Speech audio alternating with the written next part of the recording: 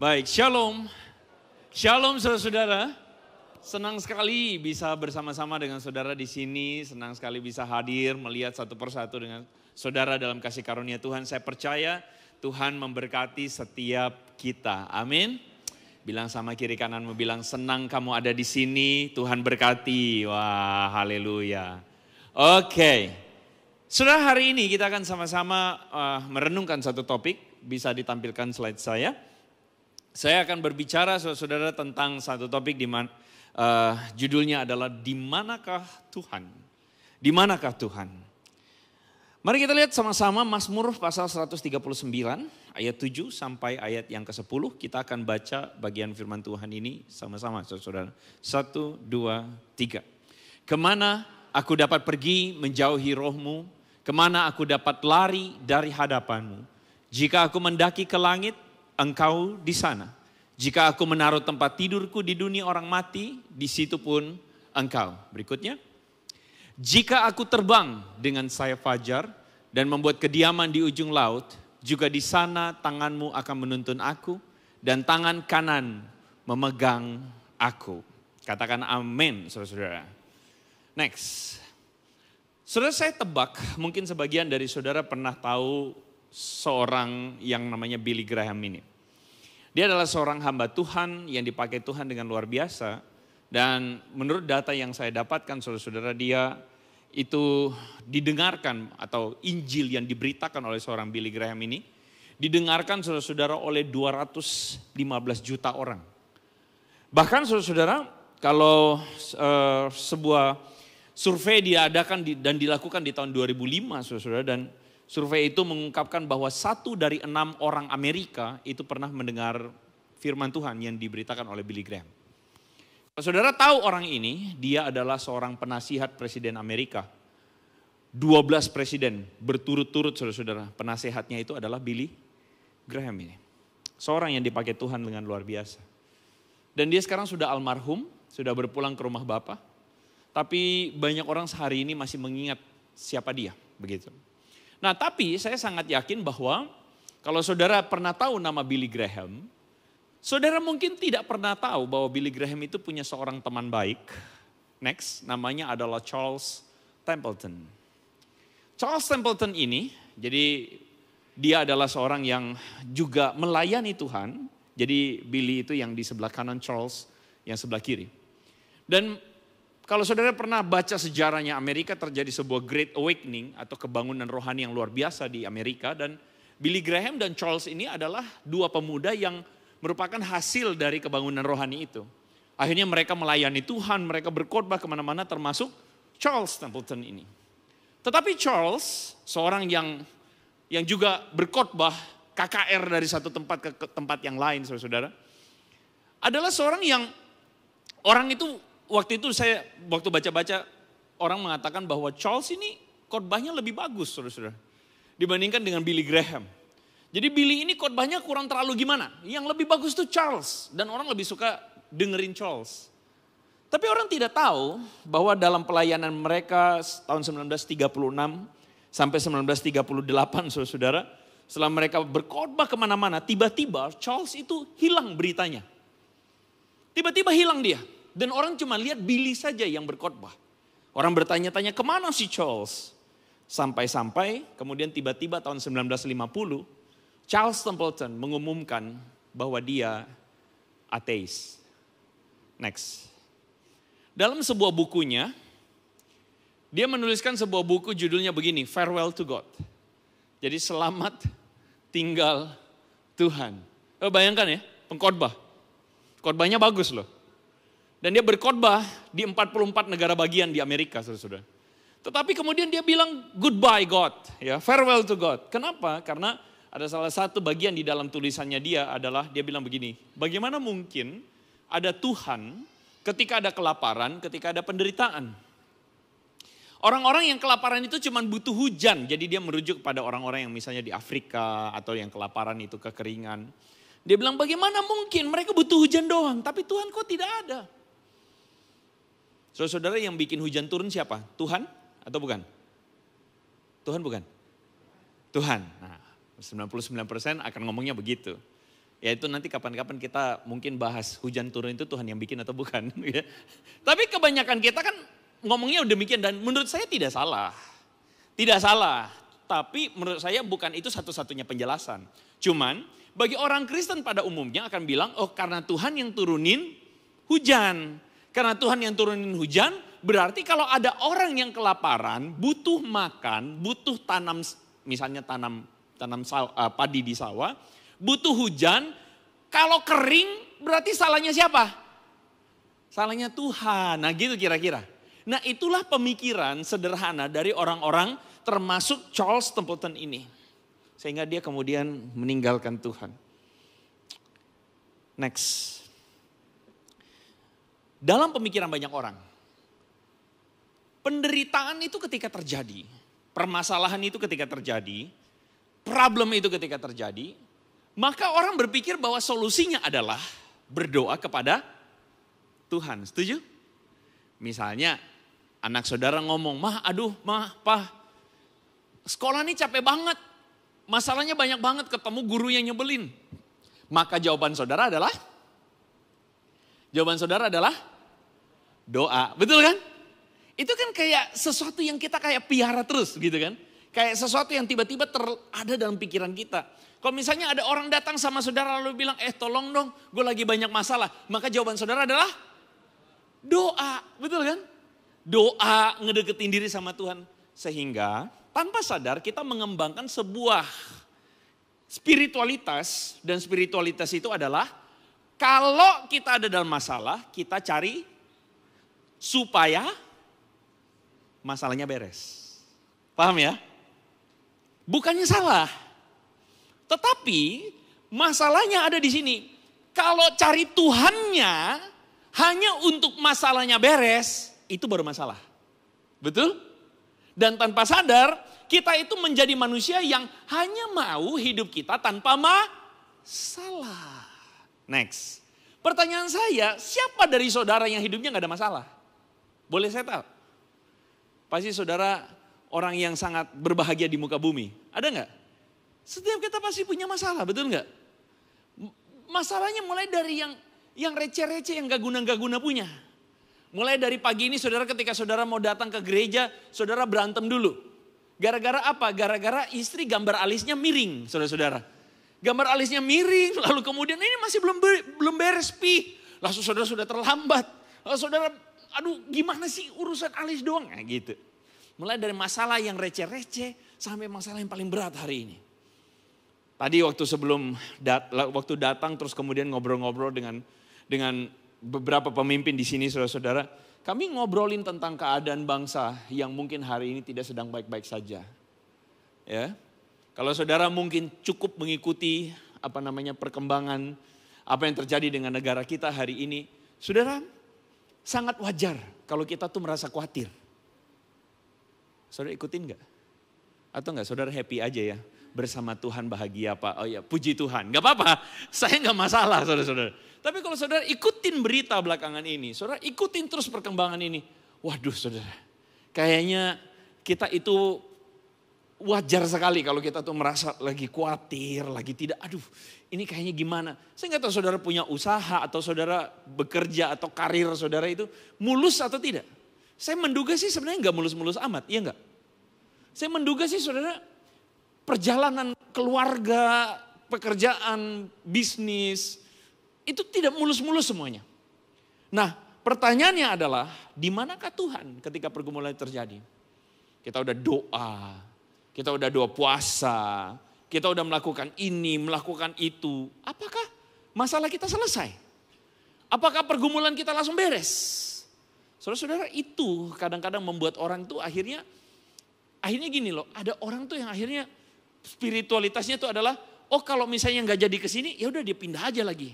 Terus habis itu dia pindah aja lagi. Nah saudara makanya hari ini saya percaya bahwa firman Tuhan akan membawa terobosan dalam hidupmu dan hidupku. Amin. Saya percaya bahwa firman Tuhan hari ini akan membawa terobosan. Kenapa? Karena saya berdoa hari ini firman Tuhan melakukan sebuah pembaharuan budi dalam setiap kita. Firman Tuhan mengubahkan akal budi kita. Sehingga kita tuh berpikir dengan cara pikirnya Tuhan. Next. Mazmur 139 adalah mazmur yang kalau saudara baca simpelnya, mazmur ini sedang menceritakan bahwa Tuhan hadir dalam seluruh jalan hidupnya Daud. Kenapa begitu? Next. Saudara akan menemukan bahwa di situ Daud itu memulai dengan ayat yang ke-7. Dia bilang begini, kemana aku dapat pergi menjauhi rohmu? Kemana aku dapat lari dari hadapanmu? Saudara ingat ada lagunya ya. Kemanakah aku dapat pergi menjauhi rohmu Tuhan. Saya udah bisa duet ya sama song leader ya. Bisa lah ya, udah levelnya udah boleh lah ya. Ya. Maksudnya saya yang cupu begitu saudara ya. Kalau saudara tahu lagu ini lagu diambil dari Mazmur 139 ini. Dan Mazmur ini kalau saudara baca baik-baik, maka saudara akan menyadari bahwa Mazmur ini terinspirasi dari perjalanan hidup Daud. Di mana dia adalah seorang yang tahu betul apa itu lari. Katakan sama-sama dengan saya, lari. Bahkan bukan lari, Daud itu adalah seorang pelarian. Seorang yang berlari dari satu tempat ke tempat yang lain. Kenapa? Saudara ingat Daud lari dari siapa? Saul, next. Daud itu adalah seorang yang dikejar-kejar. Seorang yang dalam hidupnya itu dikejar-kejar, dan dikejar-kejar. Kita recap sebentar. Next, apa yang terjadi dengan Daud? Saudara kalau kita baca kisah hidup Daud itu seru. 1 Samuel pasal 16 menceritakan bahwa Tuhan itu mau mengangkat seorang raja. Seorang raja yang baru. Dan waktu Tuhan mau angkat seorang raja yang baru, Tuhan bilang begini sama Samuel. Samuel kan nabinya kan. Samuel, kamu pergi ke rumah seorang bernama Isai. Dan dari Isai, keluarga Isai, aku akan mengurapi salah satu anaknya jadi raja. Keren saudara-saudara. Datanglah Samuel membawa minyak ke tempat Isai. Jangan tanya minyak itu minyak apa. Bukan minyak goreng curah dan juga bukan minyak pertalite yang dioplos. Bukan ya saudara. Dia datang bawa minyak, lalu kemudian sampai di sana dia bilang, Isai, Tuhan akan mengangkat salah satu anakmu jadi raja. Isai pikirannya apa? Pasti Eliab, putra tertua. Putra tertua kenapa? Karena putra tertuanya adalah seorang prajurit, seorang panglima perang. Makanya Eliab yang tinggi, besar, badan gagah, maju ke depan. Ini Eliab. Tuhan bilang apa? Bukan ini. Kalau begitu yang kedua, adanya juga seorang panglima, begitu ya, seorang prajurit juga, Syama. Syama maju ke depan, bukan juga. Isai jadi bingung, jadi siapa? Lewat semua satu. Tapi semuanya tidak dipilih Tuhan. Bingung juga, Isai bingung, Samuel bingung. Samuel tanya, emang udah semua? Isai bilang, masih ada satu sih. Sudah bayangkan Daud itu adalah seorang yang dari mulanya tidak kepikir sama bapaknya sendiri. Diperhitungkan sama bapaknya sebagai seorang pemimpin, seorang raja. Jadi Isai ngomong begini, masih ada satu sih, di mana? Itu lagi di pet shop, lagi piara domba di sana. Ya udah panggil deh. Datanglah Daud, kucuk. Firman Tuhan mengatakan dia masih kemerah. Maksudnya apa? Masih cupu. Ini anak cupu banget, ini anak polos banget. Tapi Tuhan bilang apa? Bukan yang dilihat manusia, yang dilihat Tuhan. Manusia melihat rupa, Tuhan melihat hati. Saudara Daud dipilih jadi raja diurapi. Umur berapa? Umur 15 tahun. Kalau hari ini saudara bayangkan ya, saudara punya anak, lalu tiba-tiba Tuhan bilang, Tuhan akan pakai anak ini. Tuhan pilih untuk jadi the next president. Happy gak saudara? Gila happy banget, kita udah berbunga-bunga kan. Pulang dari ibadah setelah dapat nubuatan, kita pulang kita kemana? Restoran, kita harus ngerayain, bener gak? Kenapa? Karena kita merasa puji Tuhan, Tuhan pilih anak saya.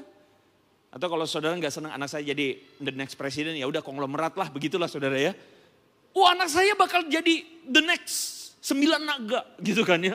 Naga ke-10, ke-11, ke-12 lah begitu. Saudara senang banget, kenapa? Dipilih Tuhan. Dan benar, next. 2 tahun sesudahnya, 1 tahun 2 tahun sesudahnya, ternyata Daud mengalahkan Goliat. Lebih berbunga-bunga lagi kan saudara-saudara. Hebat ya.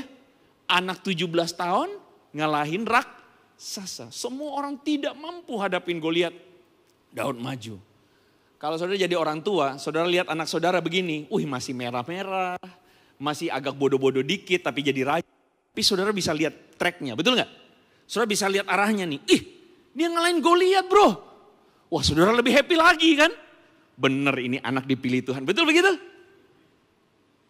Lalu setelah umur 17 tahun mengalahkan Goliat, umur 18 ditarik sama Saul di istana. Jadi apa? Pemain musik. Kerjaan utamanya pemain musik loh saudara-saudara. Tetapi sambilannya apa? Berperang. Hebat ya. Daud itu menarik. Sambilannya berperang dan kemanapun dia berperang, menang dia. Saudara jadi orang tuanya Daud, saudara merasa apa? Ini anak diurapi Tuhan. The best udah. Betul? Tapi firman Tuhan menceritakan apa? Jalannya yang tadinya udah naik sampai di atas, apa yang terjadi? Bam, next. Mau ditombak sama Saul. Sebelum balik lagi yang Saul tadi. Mau ditombak sama Saul. Mau dibunuh sama Saul karena Saulnya jealous. Oke. Apa yang terjadi dengan Daud? Umur 19 20. Daud akhirnya lari dari hadapan Saul. Dia jadi buronan. Dia jadi musuh negara. Bahkan next, dia lari dari satu kota ke kota yang lain. Dan hidup Daud lari dari satu kota ke kota lain ini berapa lama? Berapa lama saudara? 10 tahun.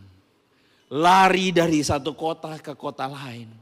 Mulai dari pura-pura gila di hadapan Raja Gad. Lalu kemudian lari ngumpul sama para orang-orang yang dikejar-kejar hutang. Orang-orang kriminal kumpul di satu goa namanya Goa Adulam. Dari situ dia lari lagi dari satu tempat ke tempat yang lain. Saudara-saudara 10 tahun seperti itu. Sekarang saya tanya, kalau saudara jadi orang tuanya Daud, apa pikiran saudara? Udah maju kan, udah naik kan sampai di atas. Saudara bilang apa sekarang? Tiba-tiba Daud ini jadi musuh negara. Jadi buronan. Tadinya di satu RT saudara-saudara semua orang bilang, wih keren. Anaknya om, tante ini jadi raja. Sekarang pasti mereka ngomong apa? Lihatin tuh si om sama tante itu Daud. Jadi apa sekarang? Betul? Jadi narapidana, buronan, dikejar-kejar. Jatuh hancur-hancuran. Yang tadinya orang puji-puji sekarang orang hina-hina. Kalau saudara jadi orang tuanya Daud atau bahkan saudara jadi Daud sendiri deh. Perasaan saudara apa? Mungkin gak saudara kemudian berdoanya sekarang begini. Tuhan, mana janjimu? Betul? Tuhan, mana katanya engkau mengurapi aku jadi raja? Tuhan, mana katanya engkau akan mengangkat aku jadi raja? Mana? Betul gak? Di saat-saat seperti itu, pelarian dari satu tempat ke tempat yang lain menjadi sangat tidak mudah. Kalau pelariannya cuma 1 tahun, enak gak dijalanin? Enak gak? Enak. Saudara kan kesaksian maju ke depan mimbar kan? Terus saudara kesaksian, saudara 1 tahun Tuhan itu memproses saya. Tapi sekarang puji Tuhan, jalan Tuhan terbuka. Amin. Enak gak? Enak banget. 1 tahun. Kalau 2 tahun? Masih enak gak? Agak enak. Oke lah Pak, masih bisa tahan-tahan. 3 tahun? Enak kalau kita tahu ujungnya, Tuhan tolong, betul? Ini jalan 3 tahun, 4 tahun, 5 tahun, terus saudara doa tahun ke-7 Tuhan bikin mujizat, betul? Lewat 7 tahun, mujizat terjadi enggak? Enggak. Lewat tahun ke-8, saudara mau bilang apa sekarang? Sementara saudara tidak tahu bahwa ini sampai kapan saudara lari. Saudara masih bisa bilang Tuhan baik? Bisa Pak, karena kita orang Kristen. Ya udah puji Tuhan. Saudara masih bisa bilang Tuhan punya rencana? Tuhan punya rencana. Masih bisa begitu? Tahun ke-8, tahun ke-9. Ingat loh ya, saudara tidak tahu ini sampai kapan. Dan saya percaya Daud pun berdoanya adalah, Tuhan, kalaupun mungkin engkau masih ada, sampai kapan ini kayak begini? Paham ya? Menjadi Daud di proses Tuhan 10 tahun itu tidak mudah. Next. Tapi apa yang Daud tuliskan di Mazmur 139 ini adalah momen di mana dia melihat ke belakang. Waktu dia udah jadi raja. Jadi dia diangkat jadi raja saudara-saudara umur 30 tahun. Menjadi raja di Yehuda. Umur 37 tahun dia jadi raja seluruh Israel. Dan disitulah Daud kemudian mengatakan Tuhan itu hadir.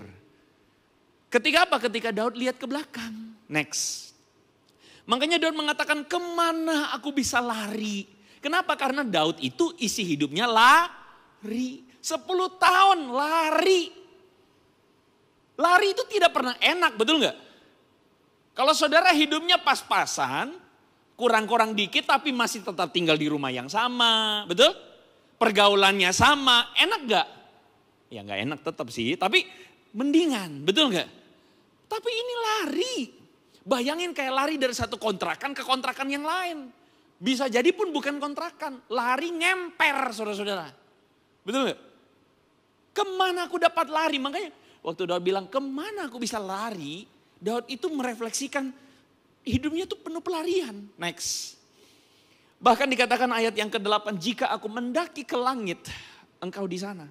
Waktu aku turun ke dunia orang mati, di situ pun engkau. Next. Dunia orang mati itu apa? Sheol.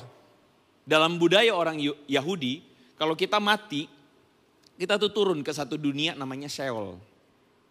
Itu budayanya orang Yahudi. Dia bilang bahkan sampai ke Sheol pun Tuhan ada di sana. Next. Bahkan dia bilang kemana aku bisa lari? Next, seterusnya. Jika aku terbang dengan sayap fajar, engkau ada di sana. Dan jika aku menaruh kediaman di ujung laut, engkau ada di sana. Nah untuk membantu saudara-saudara, next. Daud itu lagi ngomongin apa? Kalau saudara lihat ini peta Israel. Ujung fajarnya di mana? Timur. Betul? Lalu ujung sebelahnya apa? Laut. Selalu mengerti ya? Kenapa Daud bilang gitu ya?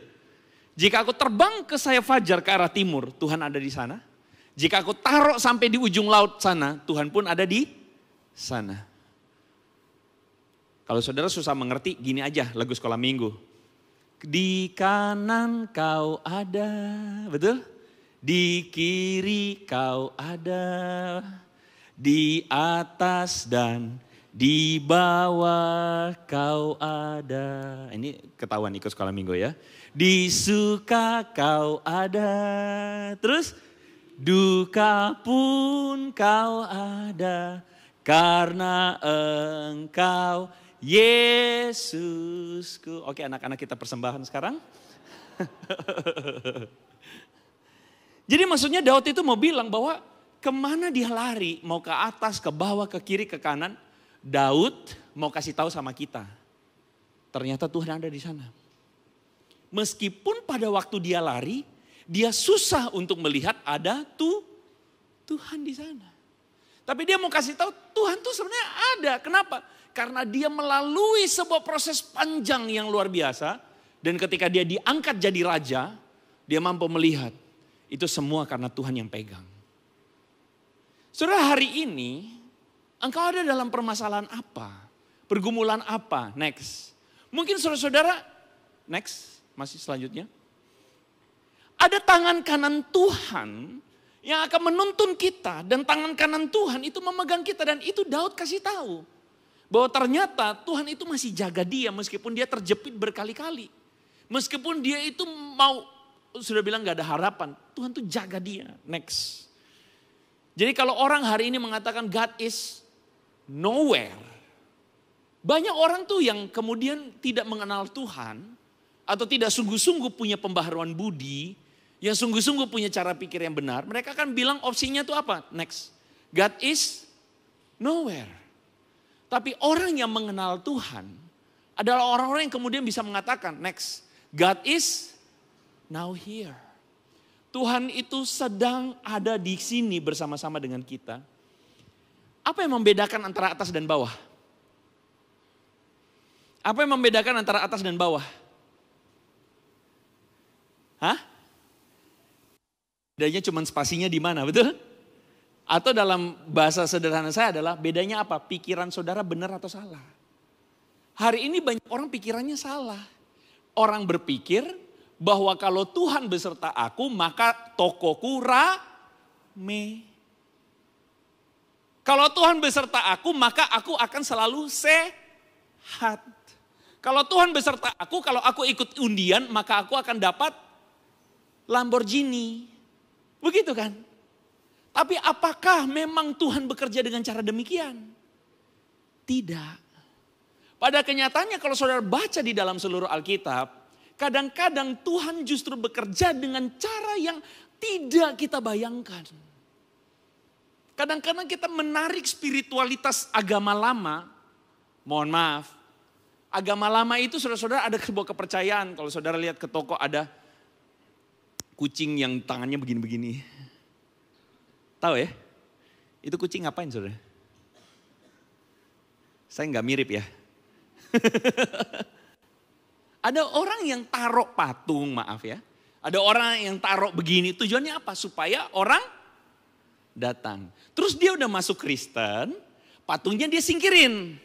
Tapi dia ganti patung itu dengan doa. Dan doanya adalah supaya orang datang. Tapi yang dia salah adalah dia cuma ganti patungnya dengan doa. Dia lupa bahwa beragama Kristen, mengikut Yesus, itu mengharuskan kita bukan ganti patung dengan doa. Tapi mengubah hati kita. Mengubah cara pikir kita. Mengubah budinya kita. Paham?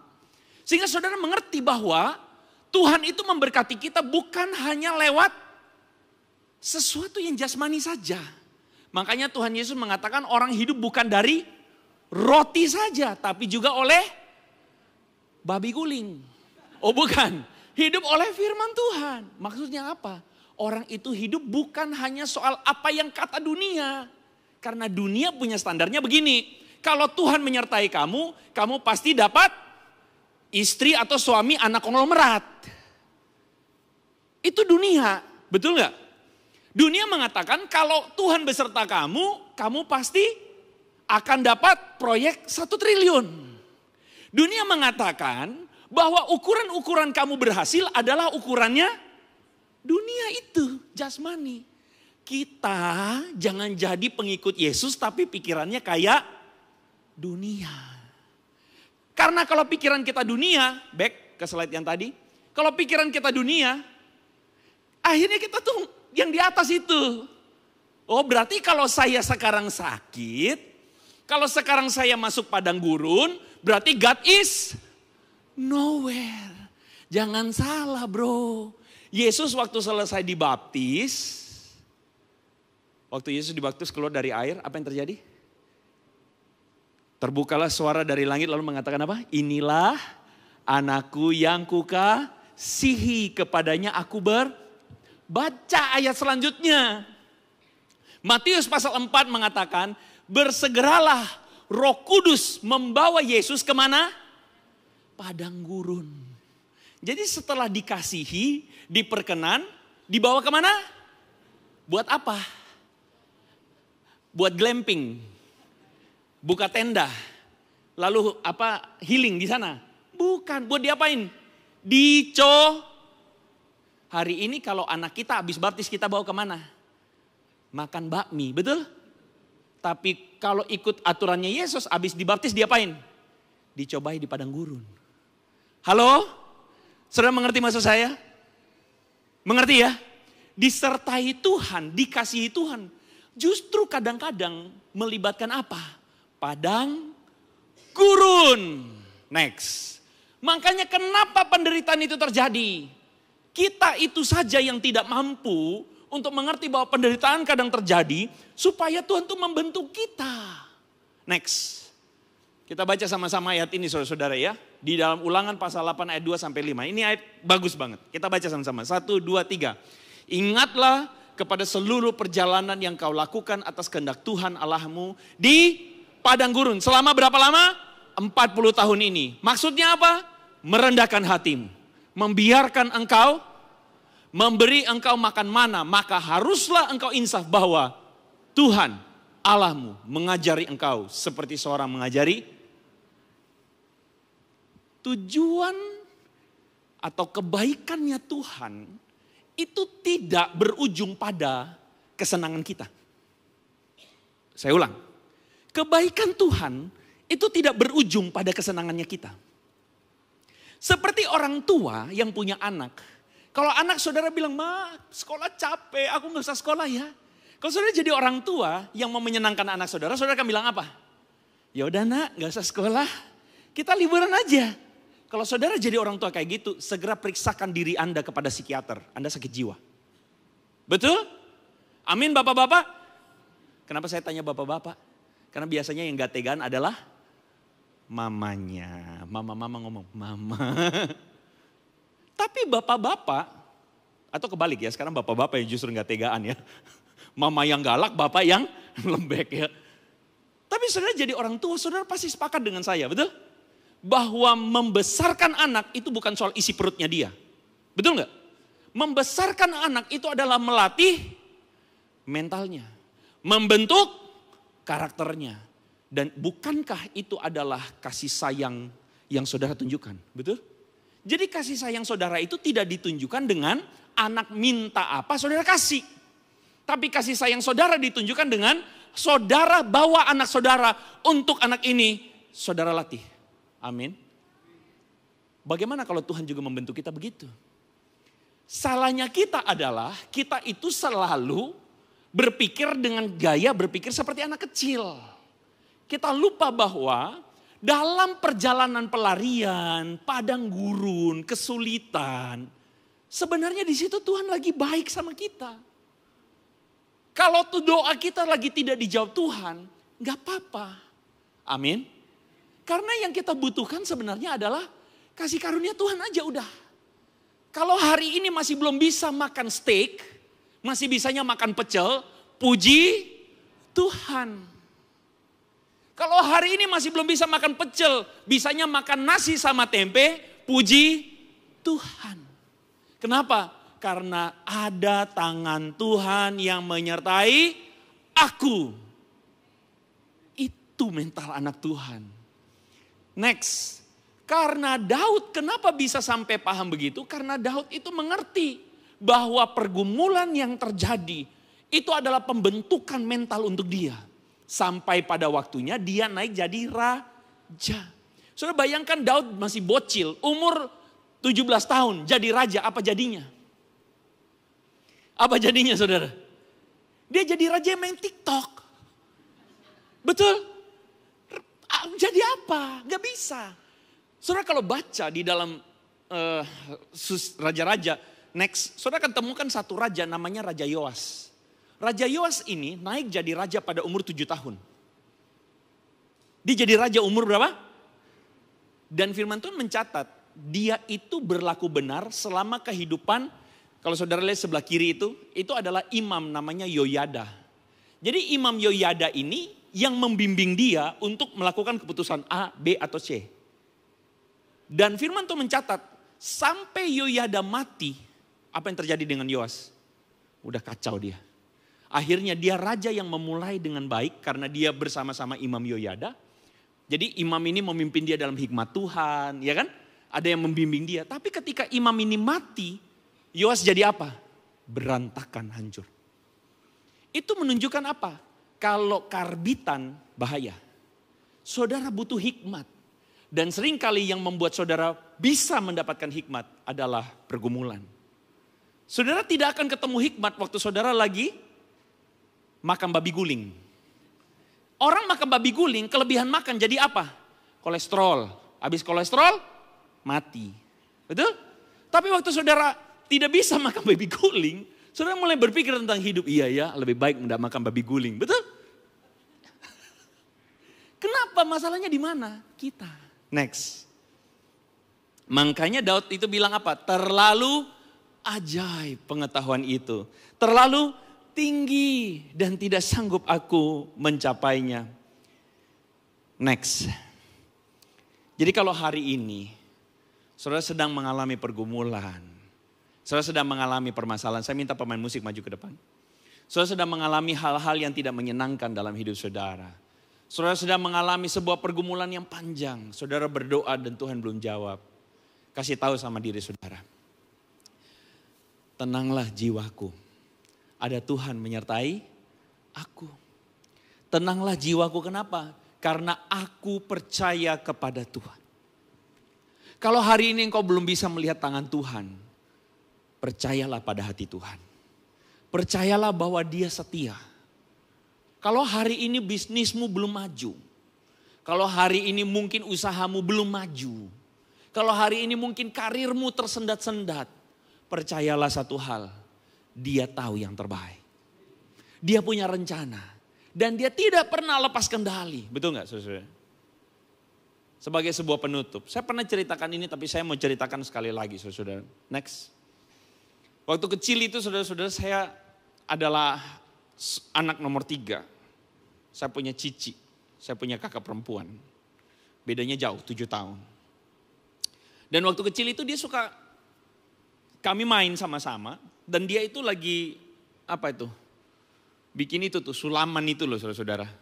Jadi kalau saudara lihat itu kan kayak, tahulah saudara-saudara ya. Saya bingung jelasinnya juga ya. Jadi ada kain dikasih pola, terus kemudian dia kasih jarum dan benang berwarna itu, terus kemudian dia polain. Saya waktu kecil tuh, waktu main di bawah, saya main mobil-mobilan, main Tamiya, robot-robot, baca Bobo, baca Kung Fu Boy, baca Donald Bebek, saudara-saudara. Saya udah main semuanya, cici saya masih begini-begini aja terus. Bosan gak saudara lihatnya? Saya bilang, "Cek, lu ngapain sih?" Dia bilang, "Berisik lu. Gue udah main begini semua, gue udah happy, hidup lu kayaknya gak asik banget. Ih, lu berisik ya jadi anak ya gitu ya." Tapi dia tetap main begituannya. Saya lihat dari bawahnya apa. Kalau saudara tahu ini kan di atasnya bagus, bawahnya tuh apa? Jelek banget kan? Gak ada pola. Jelek banget. Sehingga saya dari bawah tuh saya lihat, idih jelek banget. Lu ngapain sih? Dia bilang, "Lu berisik, lu tunggu ntar kalau udah jadi." 5 hari lewat, 1 minggu lewat. Dia bilang, "An, nih." Saya kaget saudara. Bagus sekali itu gambar. Pelajaran apa yang saya dapatkan dari kejadian ini? Kita itu kadang-kadang manusia. Kita melihat dari bawah. Melihat, ngomong sama Tuhan. "Tuhan, kenapa ya hidupku gak jelas begini? Halo? Tuhan, kenapa ya? Aku udah doa tapi masalahnya gak pernah lewat atau gak pernah beres. Tuhan, kenapa ya? Kok begini ya hidupku ya?" Tapi saudara tahu apa? Tuhan bilang apa?